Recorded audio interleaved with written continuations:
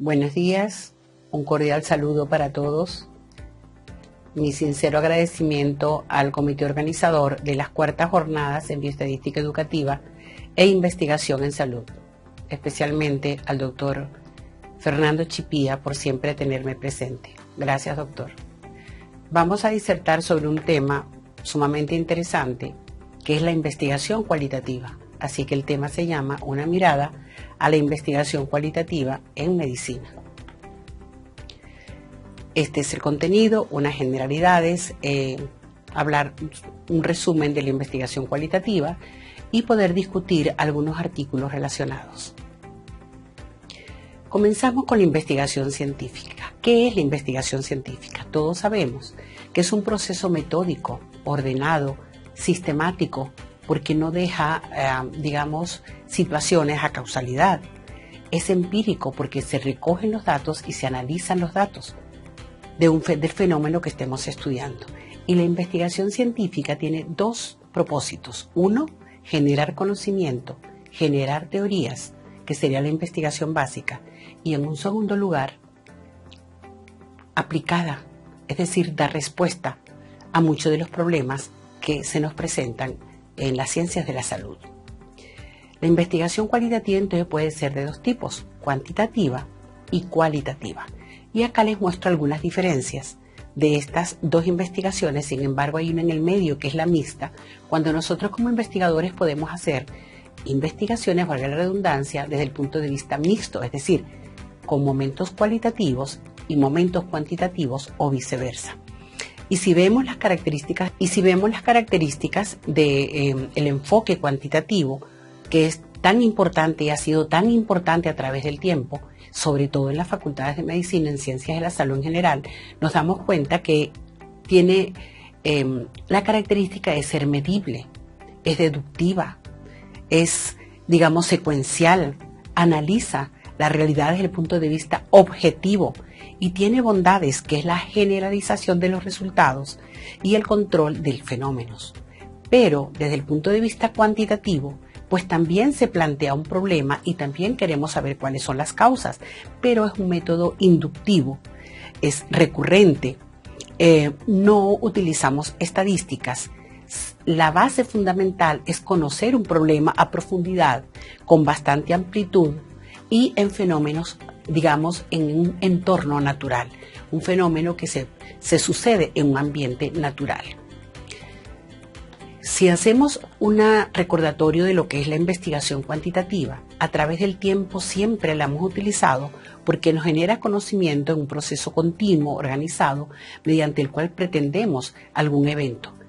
Pero esta investigación, por supuesto, que está anclada en las técnicas estadísticas, centrada en contar hechos, sucesos, en describir frecuencias, en describir estadística descriptiva e inferencial, en relacionar datos, probabilidades de ocurrencia de eventos, en establecer relaciones causales, en explicar y predecir y, por supuesto, en comprender los resultados para poder inferir a otras, comunidades o poblaciones.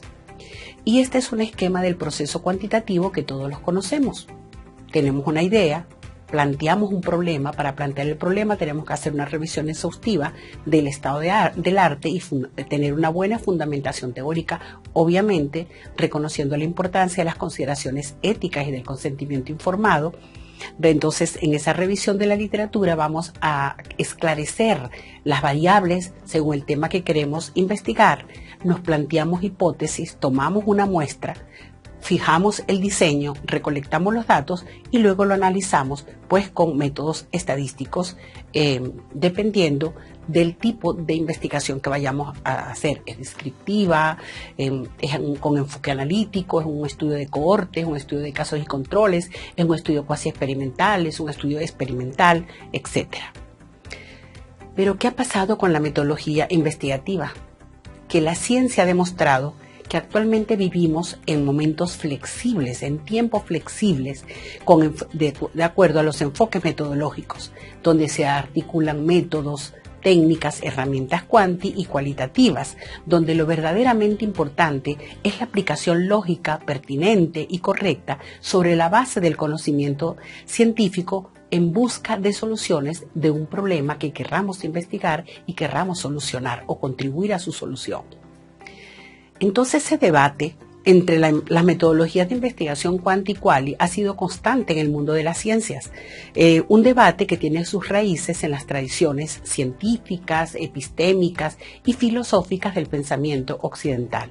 Entonces, la importancia de la metodología investigativa, tener muy claro la metodología, el diseño que vamos a seleccionar, que los objetivos sean claros, que los métodos de recopilación de datos y teorías de análisis, todo sea lo más confiable posible para poder dar respuesta a lo que estamos indagando. Según entonces el propósito de lo que deseamos investigar, lo más importante es tener claridad de la metodología que definamos para el alcance de los resultados. Entonces eso va a depender del diseño y del enfoque que le demos, de los métodos para recopilar los datos, de las técnicas de análisis, todo esto necesario para obtener resultados confiables y válidos. Entonces nos damos cuenta que la investigación cuantitativa y cualitativa tienen enfoques similares, procesos porque ambos utilizan un proceso cuidadoso, riguroso, metódico y hasta empírico en el esfuerzo para generar conocimiento. Llevan a cabo la observación y evalúan el fenómeno. Se establecen sus suposiciones o ideas como consecuencia de la observación y evaluación que estamos realizando. Demuestran que ese grado de suposiciones o de ideas están fundamentadas, revisan que esas suposiciones o ideas estén basadas en pruebas o hipótesis y proponen nuevas observaciones, evaluaciones para esclarecer, modificar y fundamentar las suposiciones e ideas, incluso para generar otras. Ahora vamos a entrar el tema ya completamente de lo que es una pincelada de la investigación cualitativa. Existen aportes importantes para la salud pública a nivel mundial. Se dice que esta investigación es muy útil porque nos favorece aportes desde el punto de vista cultural relacionado con el proceso salud-enfermedad. Es una manera de que podamos tener claridad sobre las creencias de la gente, su estilo de vida, es decir, su comportamiento, su actitud hacia la salud y hacia la enfermedad, la motivación para mantenerse sano o para mantener sus controles médicos, la importancia del autocuidado, que poco le damos importancia, la aproximación a las experiencias con el sistema de salud desde una mirada de los diferentes equipos, de los diferentes integrantes del equipo de salud desde el punto de vista interprofesional e interdisciplinario.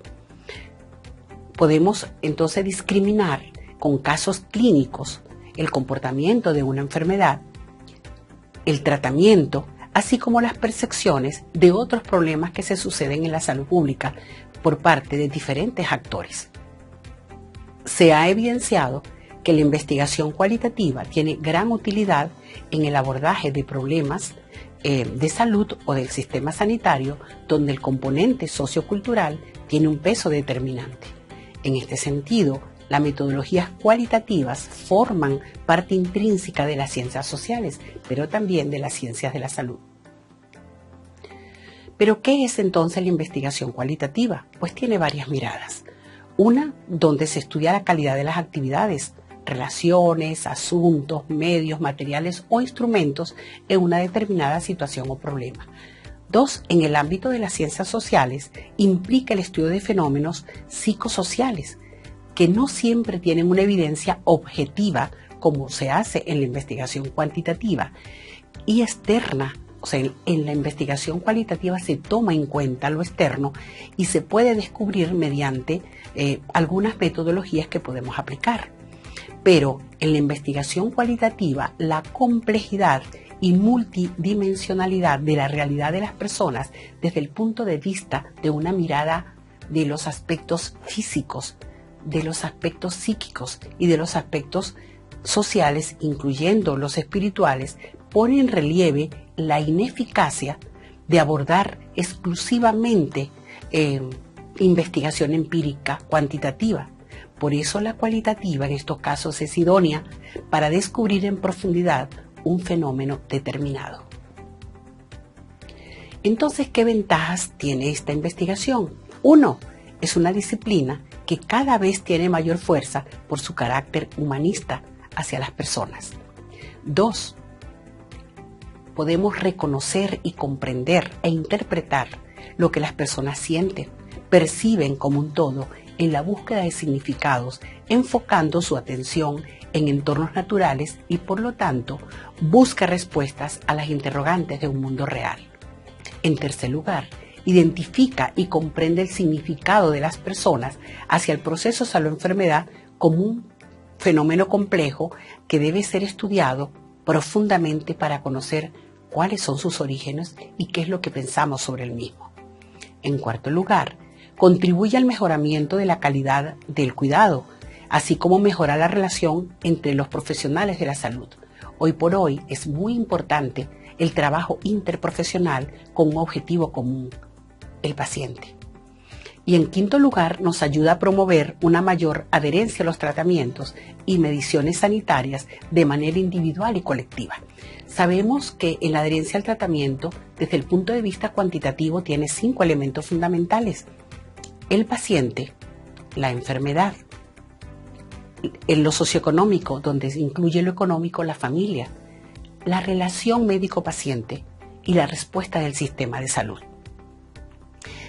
Pero para cada una de estas variables hay que aplicar un instrumento y podemos fatigar al paciente al hacerle esta cantidad de encuestas, y que si hiciéramos un trabajo cualitativo tomando en cuenta los elementos de estos instrumentos y pudiésemos en una entrevista semiestructurada con un enfoque de grupos focales, pudiéramos obtener un trabajo quizá más rico desde el punto de vista de la adherencia al tratamiento.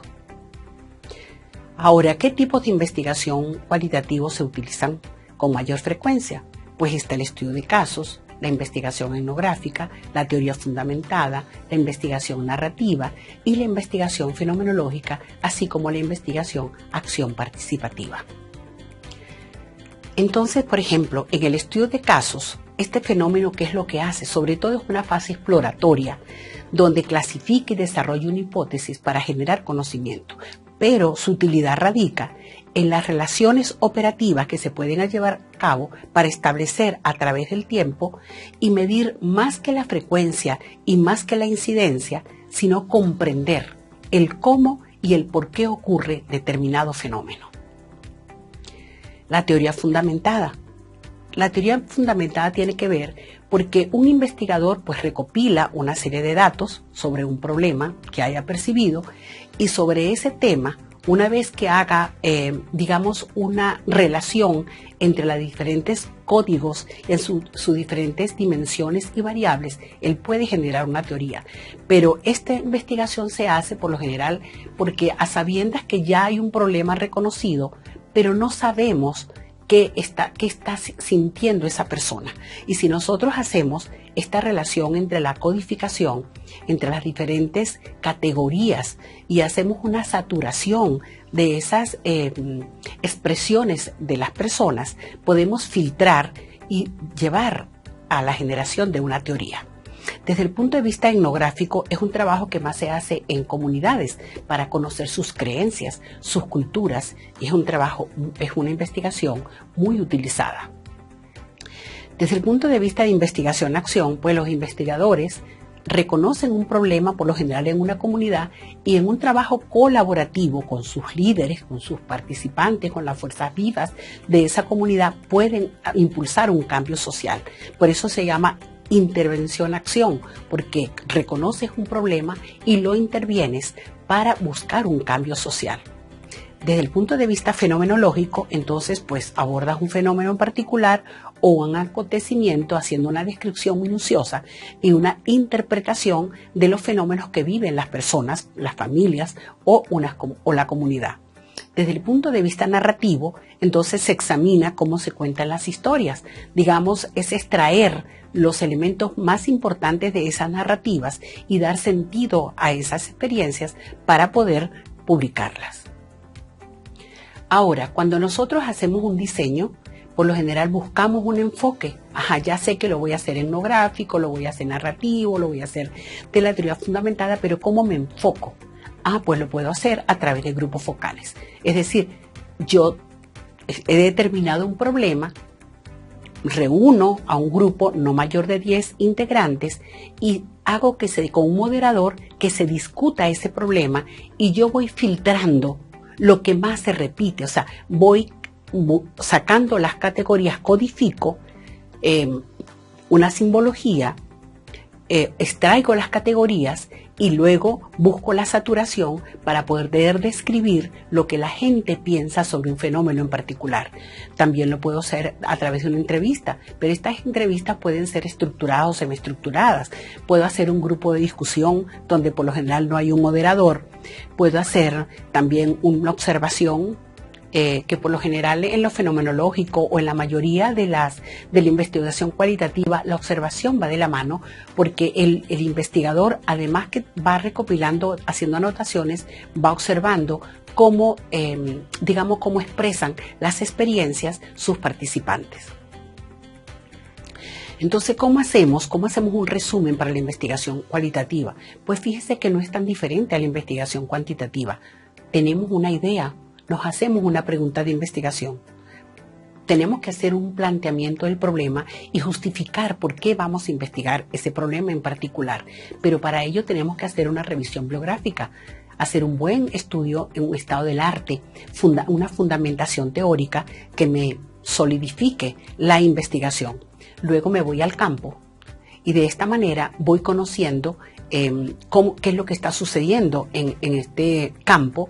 Digamos que progresivamente voy recopilando los datos para hacer, el análisis y poder de esta manera validar los resultados al final y poder presentarlos de una forma metódica, ordenada, lógica y con rigor.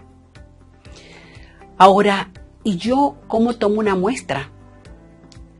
En investigación cualitativa, la muestra la determina el investigador. Puede ser un caso, puede ser una unidad, puede ser un grupo de participantes, pueden ser, fíjese, conceptos, variables, potenciales a considerar. En sí, yo puedo decidir el lugar y los datos que voy a recoger y con qué personas, o voy a estudiar imágenes, voy a hacer una revisión de textos, voy a hacer una revisión de historias clínicas, etcétera. Yo determino cuántas, porque a veces con una pequeña muestra de dos, un caso clínico interesante que querramos conocer profundamente el fenómeno, puedo hacerlo con una persona. Y eso es válido si sigo todos los pasos de la investigación cualitativa y lo hago con rigor. Así que yo defino conceptos o variables, recolecto los datos, obviamente de la mano con la observación directa, realizo una inmersión en el ambiente natural donde voy a hacer la investigación y confirmo entonces la muestra inicial, y yo decido si me quedo con una muestra pequeña o puedo ir aumentando el número de casos. Pero ¿qué hago con esos datos cuantitativos? ¿Qué son esos datos cuantitativos? Esos datos que yo recopilo, entonces se refieren a la información rica, profunda y variada que capta la complejidad y la diversidad de la experiencia humana y de realidades sociales. Es decir, voy a descubrir el por qué y el cómo de un fenómeno en vez del cuándo. Y en lugar de centrarme en cantidades o en mediciones, los datos cualitativos pretenden comprender la naturaleza de esos fenómenos. Así que esos datos suelen ser no estructurados. Simplemente tengo respuestas abiertas que permiten respuestas expresivas, detalladas y específicas en el contexto. Es allí donde yo tengo que ser muy cuidadosa como investigadora para seguir el rigor científico y hacer un procedimiento organizado y profundo para que sean unos datos confiables. Pero entonces, una vez que yo obtengo los datos, ¿cómo yo proceso esos datos? ¿Qué ayudas tengo para procesar esos datos cualitativos? Pues hoy por hoy hay software importantes. Uno de los más usados es el ATLAS-T, que nosotros introducimos los datos y nos va a dar unos resultados muy coherentes con el fenómeno investigado, que yo puedo luego analizar y discutir con quién, discutir con otros estudios similares a nivel nacional e internacional, digamos de otros autores que han realizado algún trabajo similar, y yo puedo comparar y conseguir hechos similares o disímiles a lo que yo estoy planteando. Pero también lo puedo hacer a través del análisis de contenido, a través del análisis de comparación constante, a partir de análisis del discurso. O sea que hay esta y otras estrategias en que yo puedo revisar de una manera exhaustiva para seguir un orden y para seguir una secuencia de mis datos y poder llevar a unos resultados confiables. Una vez que ya yo tengo claridad en mis datos, ¿cómo planteo los resultados? Pues hay autores que plantean tres situaciones. Una, el sistema dimensional y de categorías, es decir, yo identifico las características, los atributos, los conceptos, las variables. Yo desde que hago la revisión de la literatura y estoy clara del problema que yo estoy investigando, entonces ya yo sé previamente cuáles son las dimensiones y las subdimensiones de mi variable para luego codificar más fácilmente y establecer entonces las categorías y llegar a saturación. Por eso en el segundo punto, entonces yo defino ese sistema dimensional y categorial como para saber entonces los rubros sobre los cuales se van a realizar las entrevistas, lo que yo voy a observar, los documentos que voy a revisar, bajo las técnicas de recolección que previamente haya seleccionado. Y luego pues yo ubico las unidades de análisis o de significado, es decir, que es prácticamente ya tengo todo el informe, todo el bagaje de conceptos, de anotaciones para procesar, para poder llegar al final de mi investigación. Así que acá les planteo un resumen. En un primer momento entonces preparo los datos, hago un análisis inicial cuando codifico, hago un análisis principal cuando yo hago un refinamiento del sistema de variables. ¿Para qué? Para obtener escrituras, anotaciones claras, establecer códigos y llegar a mis resultados con conceptos claves y con definiciones que yo pueda relacionar en los diferentes modelos. Y aquí les tengo un ejemplo de investigación-acción. Pues fíjense, en una comunidad se detecta un problema, el investigador se involucra con los habitantes de esa comunidad para contribuir en darle solución, pues ahí entonces identifican el problema, lo resuelven, hacen un proceso dinámico, interactivo, y esto lo podemos hacer en diferentes contextos y aparentemente unos a otros nos integramos y estamos satisfechos de haber contribuido en la solución de un problema a nivel comunitario y también con ello generamos conocimiento. Ahora vamos a revisar algunas investigaciones interesantes que se suceden en las ciencias de la salud y hay muchísimas publicaciones y de hecho hay buscadores importantes para investigación cualitativa que justo bien que en este programa está implícito ese tema. Entonces el primer artículo es una publicación de febrero de este año, 2024, y se llama Niveles de reflexión en profesores y residentes de medicina familiar. Entonces, en este artículo, estos investigadores seleccionaron el modelo de Mezirow, que evalúa 3 niveles: un nivel no reflexivo, un nivel reflexivo y un nivel reflexivo crítico. Es decir, se quería conocer en esa relación comunicacional entre docente y alumno algunos inconvenientes que sucedieron en el año 2021 y 2022. Así que le piden al grupo de profesores y al grupo de residentes que hagan una narrativa de esos incidentes que ellos percibieron en ese tiempo, para luego ser analizados. Pero ¿cuál fue los resultados? Que en su mayoría consiguieron el nivel no reflexivo, es decir, hicieron la narrativa, pero no reflexionaron qué mejorar. Porque en la teoría del aprendizaje transformacional de Mezirow busca cambios en el ser y en el actuar. Entonces, si no hubo ese nivel reflexivo crítico, no hubo una reflexión, entonces, ¿cómo tomar decisiones? Esa es la incógnita que quedó en este trabajo de investigación. Es decir, si nosotros hacemos una narrativa en un momento dado, vamos a explicar, a tratar en lo posible de sí hacer la narrativa, pero ¿qué solución propongo?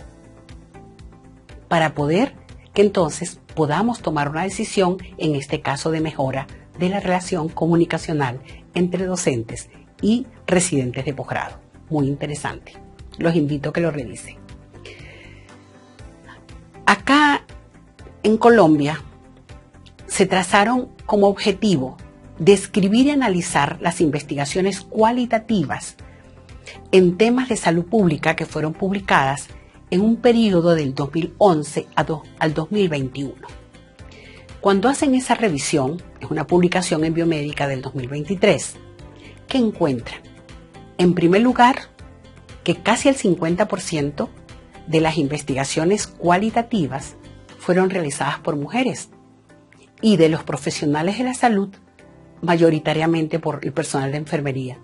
Y los temas revisados fue sobre todo COVID y patología oncológica.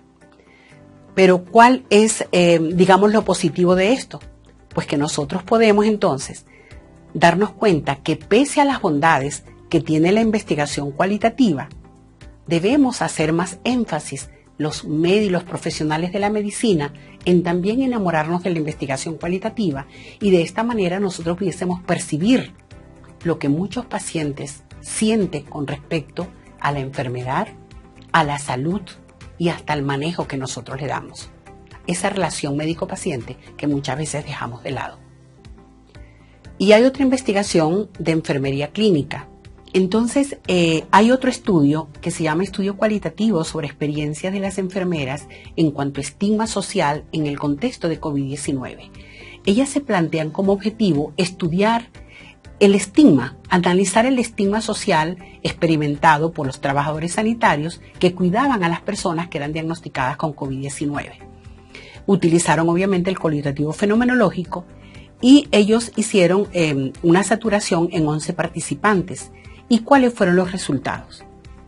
Fíjense que ellos hicieron temas o subtemas, es decir, dimensiones y subdimensiones, basadas en las entrevistas individuales. E incluyeron, en primer lugar, el etiquetado de las enfermeras como enfermeras COVID, digamos, era el estigma, con un subsistema o una subdimensión que era la frustración que ellas sentían a través de. En segundo lugar, el miedo a lo desconocido, con una subdimensión que era la incertidumbre. En un tercer punto, la necesidad de apoyo que ellas sentían en ese momento.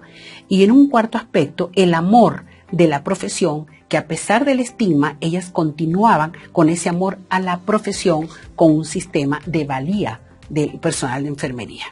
¿Y cuáles fueron las conclusiones? Pues en primer lugar, que era el estigma de ser llamadas enfermeras COVID, que experimentaban miedo a lo desconocido por la incertidumbre y que necesitaban apoyo, y que a pesar de estas experiencias, ellas como profesionales se sentían satisfechas ya que tenían una alta estima a su profesión.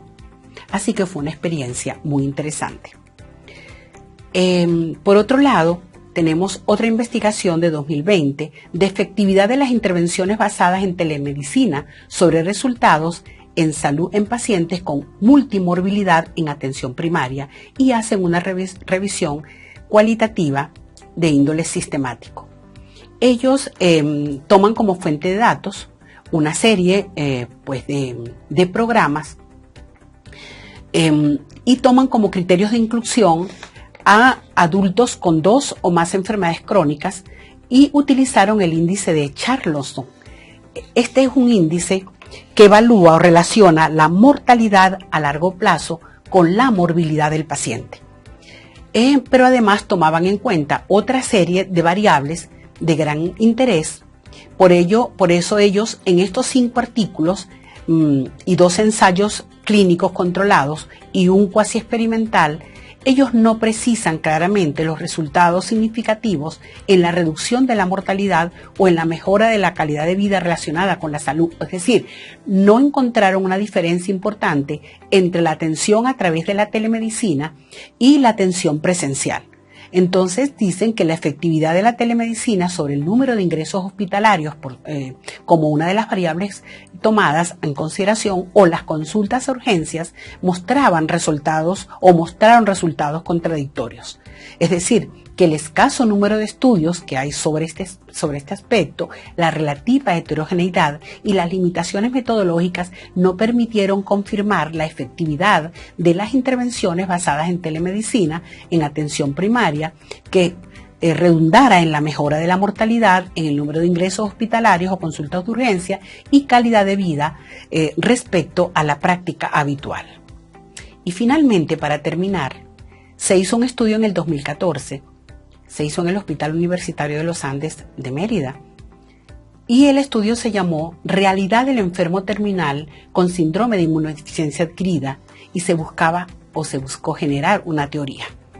Y fíjense que con el propósito de conocer las vivencias del enfermo con síndrome de inmunodeficiencia adquirida al final de la vida, se hace un estudio complejo con fundamento epistemológico y con la propuesta de teoría fundamentada. ¿Y cuáles fueron los resultados? Observan que estos enfermos sobrellevaban una carga pesada e inmerecida por un sentimiento profundo de soledad en secreto, o se le daba a conocer a algunas personas de manera selectiva. Vivían estos pacientes un sinfín de experiencias que los llevaba a padecer durante el ciclo vital individual y familiar y los conducía a elaborar sus propias representaciones de la enfermedad y de la muerte. Estos hallazgos permitían pensar en la emergencia de un nuevo modelo conceptual que corresponde a un cambio de episteme de proporciones tan importantes como la revolución copernicana. Se propone entonces una mirada novedosa para interpretar el desorden biológico, el sufrimiento, la enfermedad, la curación, la salud, el cuerpo, la vida y la muerte misma, desdibujando los rasgos del modelo biomédico para dar paso a una nueva visión enriquecida, donde el humano y con ello lo afectual, lo emocional, encuentren cabida al lado de la razón racionalista y de lo científico, tecnológico e instrumental. Este trabajo se hizo en 34 pacientes. De ellos, una sola era mujer, que fue la que más se adhirió al tratamiento, y al final de la investigación, aún la señora mantenía con vida. Así que esto es muy interesante, sí es desgastante. La investigación cualitativa a veces nos marca, pero es muy enriquecedora y nos hace mucho más humanos. Como conclusión, la investigación cualitativa es desgastante. Desgastante porque nos hace más humanos. A veces, como profesionales de la salud, desconocemos cómo se siente la persona porque aplicamos instrumentos cuantitativos donde las personas solamente hacen un ganchillo, pero realmente no sabemos qué sienten, cómo es ese fenómeno vivencial. Yo les invito a que trabajemos con investigación cualitativa, a que nos atrevamos a hacer puede ser una investigación mixta. Sin despegarnos de lo cuanti, podemos, tener un enfoque de grupos focales, por ejemplo. Recientemente tuve la experiencia de que hicimos una investigación en estudiantes, en adolescentes, y aplicamos varios instrumentos, pero nos llamaba la atención que durante el tiempo de observación, una cosa es lo que observábamos y otra cosa fueron los resultados de los instrumentos cuantitativos. Así que, afortunadamente, la investigación está planteada desde el punto de vista mixto y utilizamos el enfoque de grupos focales. Y créanme que fue sumamente diferente los hallazgos. Cuando categorizamos las variables y saturamos, decimos, acá está el problema. Y es a partir de estos resultados donde vamos a iniciar la intervención en estos momentos, una intervención psicoeducativa que esperemos que a largo plazo dé resultado. Muchas gracias por tan gentil invitación y les deseo el mejor de los éxitos. Y yo soy Yulandina.